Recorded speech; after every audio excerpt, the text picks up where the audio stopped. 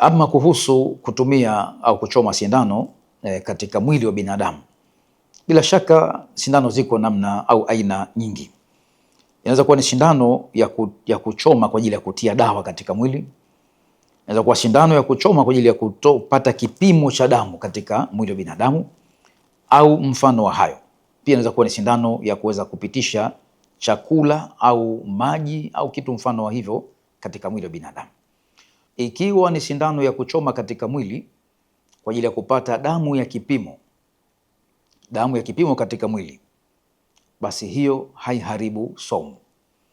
Lakini vile vile sindano ambazo anachomwa mgonjwa katika mwili kwa ajili ya kutia dawa katika mwili, maana ni sindano ya dawa ya matibabu ya kutibu maradhi na fulani, hiyo pia nayo haiharibu saumu, sababu inaingia katika mwili tu na haingii katika eneo la tumbo wala katika koo, wala hakuna ladha ambayo nipata mtu katika koo wala katika tumbo lake.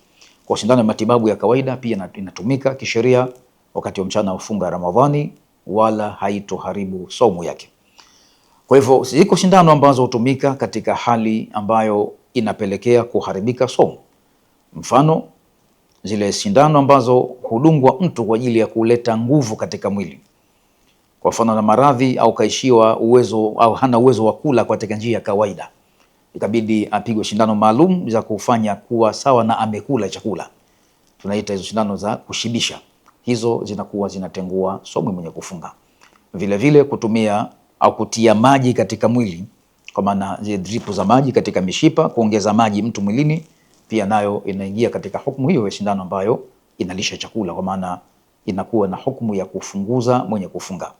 Vile vile katika hali nyingine, ikiwa mgonjwa atahitajia kuongezwa damu, kwa maana akapungukiwa damu mwilini, kwa hivyo akatundikiwa dripu ya damu, kwa maana vile vile naye atakuwa katika hukumu ya kuwa saumu yake siku hiyo imetenguka.